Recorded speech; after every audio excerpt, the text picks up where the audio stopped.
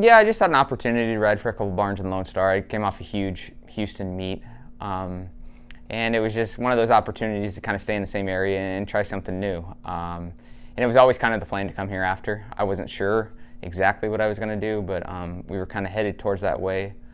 My agent in Texas, in that area, was actually going to represent me here, but then after Ruben got hurt, I hired Pete back, Antonucci, which, obviously local connections. People know me and they know him, so it looks like it'll set up pretty good. My wife's from here, so we've got family. I would say that was probably the #1 connection, but it's not even that. Canterbury does things right. They promote the racing. They advertise the riders as athletes.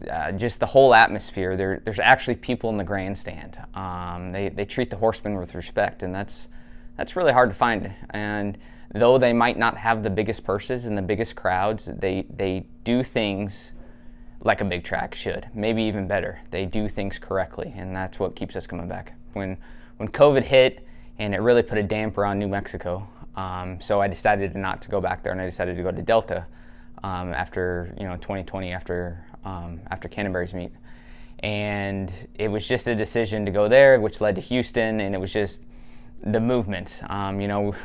We've got a nice fifth wheel that we stay in, but definitely we've got 4 dogs, which most people don't know. We got, they're all rescues, and my 2 girls and my wife. So we definitely want to find somewhere, and that was kind of part of the reason why I decided to go to Lone Star for the summer. But it is difficult, and people don't really think of us as human beings with another life, but we all are. My plan has been to ride till I was 40.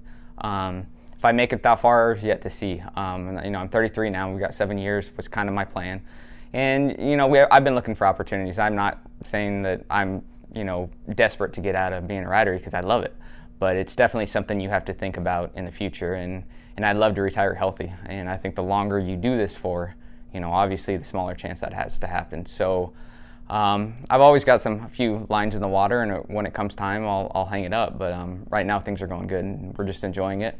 But having 2 children that are going to be, within 4 or 5 years being middle school, it's definitely time to be thinking about the future.